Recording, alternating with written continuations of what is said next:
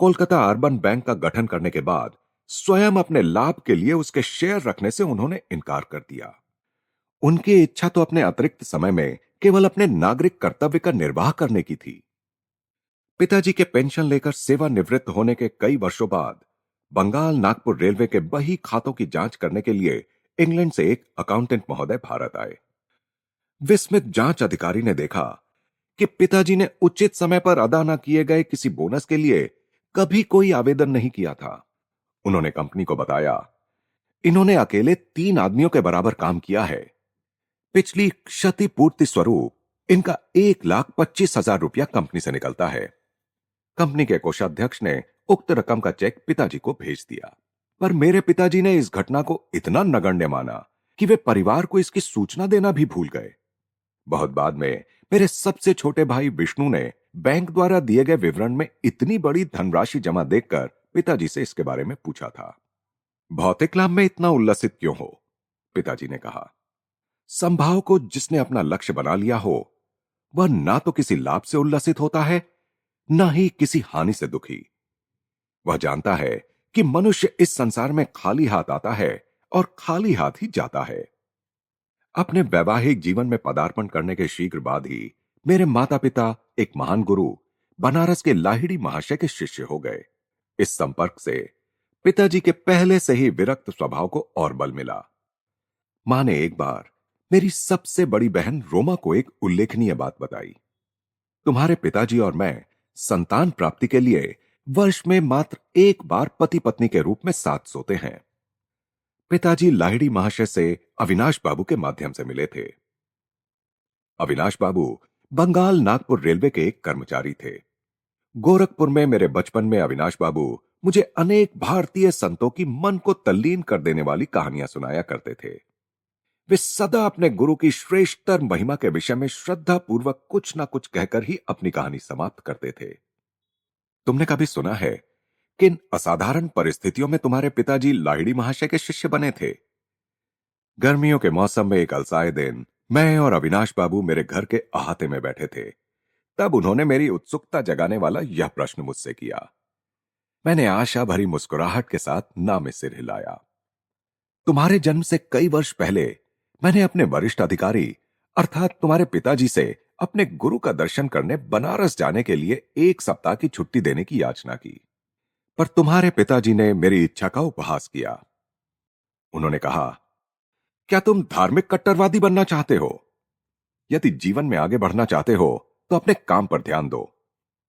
झाड़ियों में से गुजरती एक पगडंडी से उस दिन उदास मन लिए मैं घर जा रहा था कि पालकी पर सवार तुम्हारे पिताजी से मेरी मुलाकात हो गई। उन्होंने पालकी और नौकरों को विदा कर दिया और मेरे साथ चलने लगे। मुझे सांत्वना देने के लिए वे सांसारिक सफलता के लिए प्रयास करने के लाभ मुझे समझाने लगे, पर मैं उनकी बातें बेमन होकर सुन रहा था। मेरा हृदय बार बार यही पुकार रहा था, लाहिड़ी महाशय, मैं आपके दर्शन के बिना जी नहीं सकता। हम लोग चलते चलते एक सुनसान मैदान के किनारे पहुंच गए, जहां सांध्यकालीन सूर्य की किरणें लहराती ऊंची जंगली घास पर चमक रही थी। हम लोग उस मनोरम दृश्य को देखने के लिए रुक गए। वहां उस मैदान में हमसे कुछ ही गज की दूरी पर मेरे महान गुरु अकस्मात प्रकट हो गए। उनका स्वर वातावरण में गूंज उठा। भगवती, तुम अपने कर्मचारी के प्रति अत्यंत कठोर हो। इसके साथ ही वे जिस रहस्यमय ढंग से प्रकट हुए थे उसी रहस्यमय ढंग से अंतर्धान हो गए। मैं जमीन पर घुटने टेककर लाहिड़ी महाशय पुकार रहा था। कुछ क्षणों के लिए तुम्हारे पिताजी स्तंभित हो गए। अविनाश, मैं न केवल तुम्हें छुट्टी दे रहा हूं, बल्कि वाराणसी जाने के लिए मैं स्वयं भी छुट्टी ले रहा हूं। तुम्हारी सहायता करने के लिए जब चाहे अपनी इच्छा के अनुसार प्रकट होने की शक्ति रखने वाले इन महान लाहिड़ी महाशय के दर्शन मुझे करने ही होंगे। मैं अपनी पत्नी को भी साथ लूंगा और इन महान गुरु से प्रार्थना करूंगा कि वे हमें अपने आध्यात्मिक पथ में दीक्षित करें। क्या तुम हम दोनों को उनके पास ले चलोगे? अवश्य।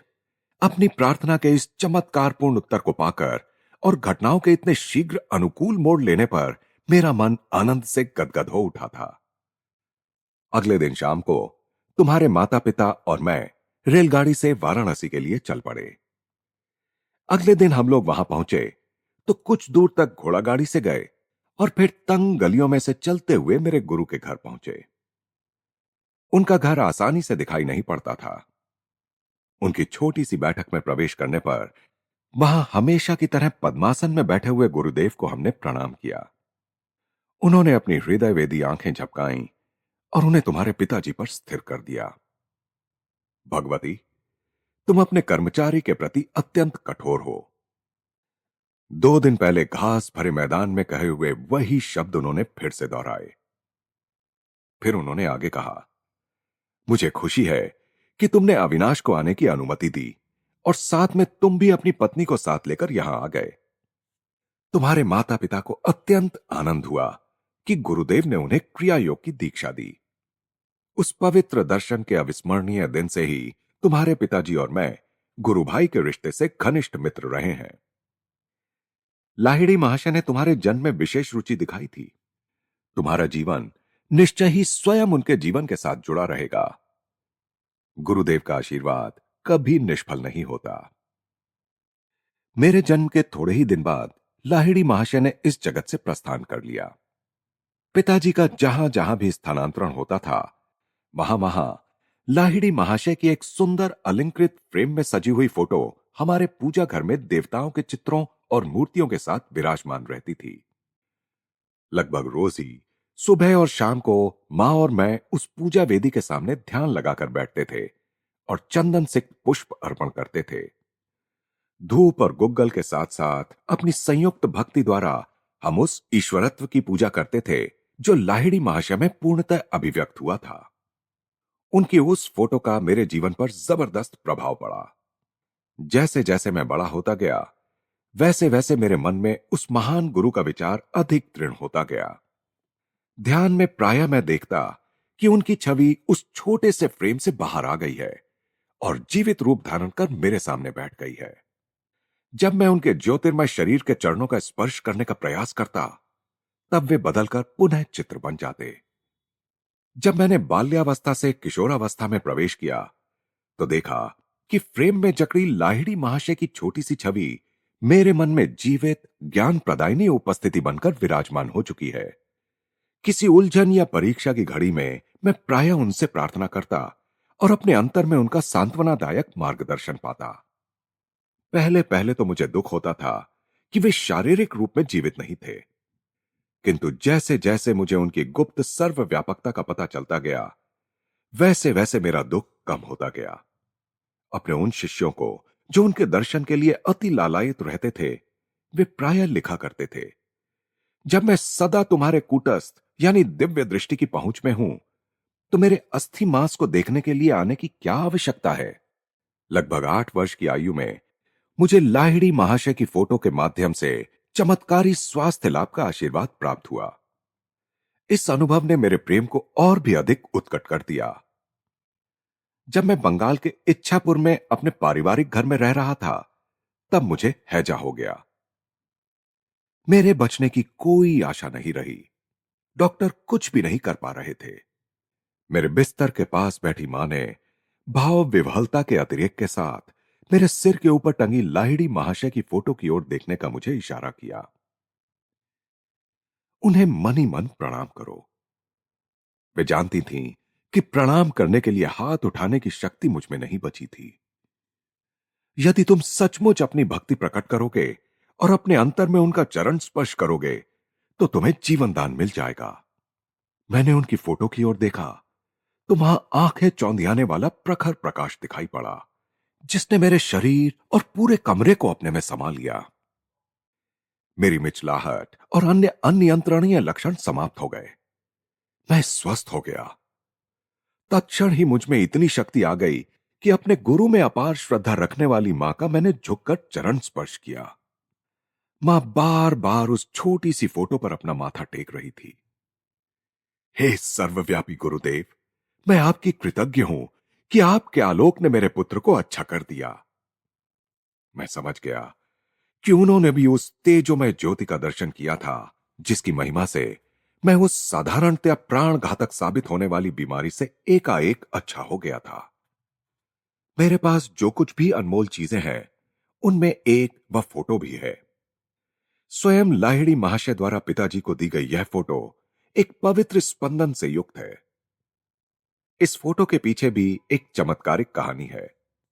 मैंने यह कहानी पिताजी के गुरु भाई काली कुमार राय से सुनी थी। ऐसा प्रतीत होता है कि लाहिड़ी महाशय को अपनी फोटो खिंचवाना अच्छा नहीं लगता था। एक बार उनके विरोध के बावजूद उनकी और उनके कई शिष्यों की, जिनमें काली कुमार राय भी शामिल थे, एक सामूहिक फोटो खींची गई। पर उस समय फोटोग्राफर के आश्चर्य की सीमा न रही जब उसने देखा कि उस फोटो में सब शिष्यों के चित्र तो एकदम स्पष्ट दिखाई दे रहे थे, परंतु बीच में जहां उसने लाहिड़ी महाशय का चित्र होने की सार्थक आशा की थी, वहां कोई आकृति नहीं थी। वह स्थान बिल्कुल खाली था। इस विस्मयकारी घटना पर खूब चर्चा हुई। एक शिष्य गंगाधर बाबू ने, जो एक कुशल फोटोग्राफर थे, डींग मारी कि लाहिड़ी महाशय चाहे जो कर लें, वे उनकी फोटो अवश्य खींच सकते हैं। अगले दिन प्रातःकाल जब गुरुदेव लकड़ी की बेंच पर पद्मासन में बैठे थे और उनके पीछे एक कपड़े का पर्दा भी लगा दिया गया था, तब गंगाधर बाबू अपने साथ सामान के साथ वहां पहुंच गए। सफलता के लिए सारी सावधानियां बरतते हुए उन्होंने उत्कंठापूर्वक 12 फोटो खींची, किंतु शीघ्र ही उन्हें दिखाई पड़ा कि हर प्लेट पर लकड़ी की बेंच और पर्दे का चित्र तो स्पष्ट है, पर गुरुदेव की आकृति का पुनः कहीं पता नहीं। गंगाधर बाबू का अभिमान चूर चूर हो गया। अश्रु बहाते हुए वे दौड़े दौड़े लाहिड़ी महाशय के पास पहुंचे। कई घंटों के बाद लाहिड़ी महाशय ने इस सार गर्भित वाक्य के साथ अपना मौन तोड़ा। मैं ब्रह्म हूं। क्या तुम्हारा कैमरा सर्वव्यापी अगोचर का चित्र खींच सकता है? गंगाधर बाबू ने कहा, मैं देख रहा हूं कि नहीं खींच सकता, परंतु हे सर्वज्ञ गुरुदेव, आपके देह मंदिर की एक फोटो प्राप्त करने की बहुत इच्छा है। मेरी दृष्टि संकुचित रही है। आज तक मैं यह नहीं समझ पाया था कि आप में ब्रह्म पूर्ण रूप से वास करता है। फिर कल सुबह आओ, मैं तुम्हारे कैमरे के सामने बैठकर फोटो खिंचवा लूंगा। पुनः फोटोग्राफर ने अपना कैमरा फोकस किया। इस बार अगोचर रहस्यमयता के आवरण से रहित उस पवित्र महापुरुष की आकृति प्लेट पर स्पष्ट रूप से उभर आई। गुरुदेव ने इसके बाद कभी अपनी कोई फोटो नहीं खिंचवाई, कम से कम मैंने नहीं देखी। वही फोटो इस पुस्तक में छपी है। सांचे में ढली लाहिड़ी महाशय की मुखाकृति से कुछ पता नहीं चल पाता कि वे किस कुलवंश के थे। उनकी रहस्यमय मुस्कान में ईश्वर साक्षात्कार के आनंद की कुछ कुछ झलक दिखाई देती है। बाह्य जगत में नाम मात्र की रुचि का संकेत देती उनकी अर्धोन्मीलित आंखें आंतरिक परमानंद का संकेत करती हुई आधी बंद भी हैं।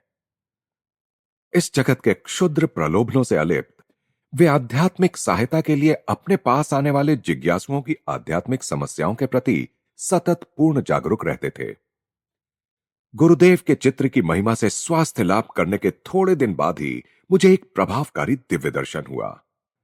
एक दिन प्रातः अपने बिछौने पर बैठा मैं एक गहन दिवा स्वप्न में डूब गया। बंद आंखों के अंधकार के पीछे क्या है, यह अनुसंधानात्मक विचार बड़े वेग से मेरे मन में उभर आया। तत्क्षण ही मेरी अंतर्दृष्टि के सामने प्रखर प्रकाश कौंध गया। मेरे ललाट में विस्तीर्ण दीप्तिमान पट पर पर्वत गुफाओं में ध्यानस्थ बैठे संतों की आकृतियां छोटे छोटे चलचित्रों की भांति प्रकट होने लगीं। आप लोग कौन हैं? मैंने उच्च स्वर में पूछा। हम हिमालय के योगी हैं। इस दिव्य उत्तर का आनंद वर्णनातीत था।